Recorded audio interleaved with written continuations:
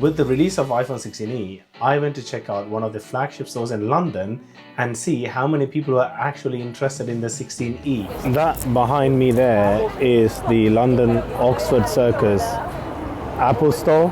I've just turned up to the store to check out the iPhone 16e to see if there's any demand and anyone checking it out, and there is no one checking these devices out. This is prime time. This is 6:30 p.m.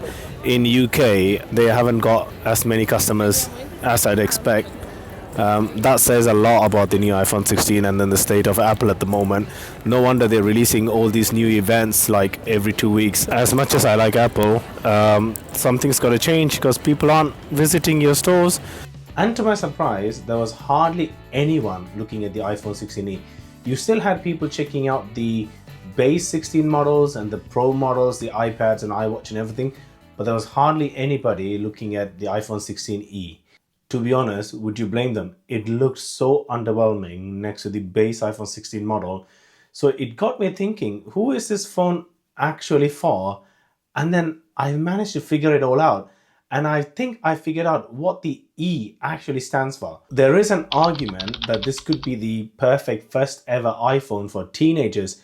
But when you look at what the teenagers actually want, they want the latest, they want good cameras so they can, send photos and interact with their friends. And maybe, they don't want to be trolled when they're with another friend who happens to own a better iPhone device. So I don't think as a teenager, they probably don't want a device that looks cheap or shows that it's cheap. I think the status symbols matters a lot when you look at the age group of 16 to 24. And then there's also an argument, these are the phones for your parents. I mean, why would you think your parents want a phone that's a substandard in terms of features and whatnot? And do you really think the parents are interested in the Apple Intelligence or interested in maybe some of the things that Apple highlighted in terms of macro photography? And there are also other arguments. This is just Apple's way of creating a price ladder. Apple really just want you to buy the base 16. So they've created this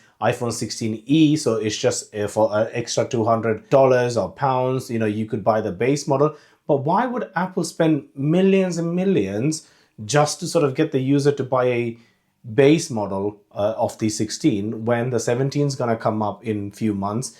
I mean, commercially, it makes no sense. Apple might as well just spend all that research and development money or the money that it costs on the production line to spend on advertising, or maybe do a deal with the network providers to discount the phone. So I don't buy into the argument that the 16e has been created to upsell the base 16 or the 16 Pro models. So when observing the lack of interest in the actual store from the average consumer or the negative feedback online, it just seems to point that the price for this device is really high, and the features that they omitted in terms of the lack of Magsafe, lack of dynamic island, and even lack of better camera systems seems to be what is off-putting the users.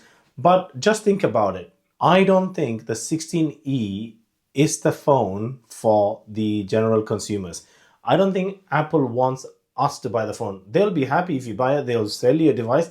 But I don't think we are the target audience for Apple just on this device. I think E stands for enterprise. It's just a play on word. So the way how Apple are marketing this is a new product line. So there's no way they're going to go and call it iPhone 16C.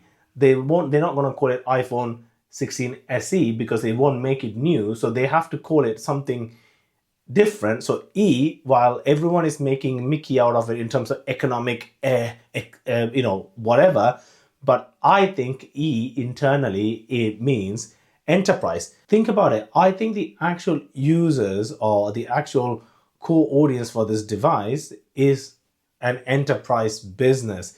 Mainly because if you run a company and you want to get a company phone to your staff, one of your priorities is going to be privacy, connectivity, and performance. So if we look at what this phone offers, it does all of that. So it's got the Face ID for the privacy, and Apple is known for their privacies and standard data protections and advanced data protection.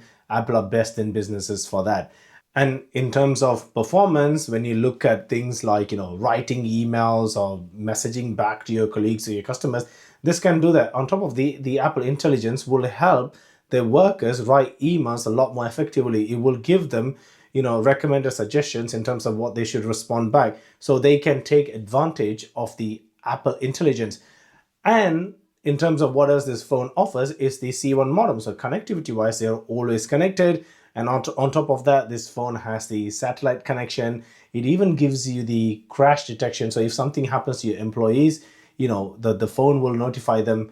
And that is also, you become a responsible employer by providing your employees with an iPhone. So it just makes sense. On top of that, the 26-hour battery means, in terms of performance, the phone will last longer. Your employers your staff aren't going to say, oh, my battery died, because if you're working an 8-hour shift or 10-hour shift, you're expected to have a battery that lasts longer.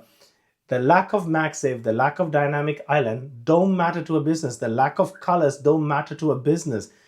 And it makes so much sense that Apple are marketing this to the businesses, and they will be getting bulk orders and volume orders from businesses, is not the average consumer that they care about. I get all the disappointments in terms of it not being the right device, it not being the right price point, but Apple are also not aiming this at us. They will be happy to take your money when you say, yeah, you want to buy this. They'll be like, yeah, here's an idiot, iCheap will sell it to you, but they don't really care. And there's also one more thing. This type of strategy already exists in automobile industry. So if you are into buying cars, especially premium cars, most of the premium cars are bought by fleet businesses, right? So these are companies that buy for their staff. Again, like, you just take the same model that I was explaining and put it into a sort of an automobile industry. Is that as a general consumer, if you want to buy a car, you have to buy it brand new, but you will buy it through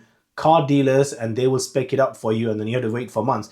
Or they will sell them in bulk to businesses that want to, get a company car to their staff, but they don't care about speccing it up. They will take the standard model possible. And this has been happening for years. This is the same model that Apple are using on these devices to ensure that they are providing the latest and the greatest, or the latest technology in terms of whatever matters to a business, but not enough for an average consumer. So that's what I wanted to say. But yeah, if you like content like this, do subscribe to the channel. Till I see you in the next one. Take care.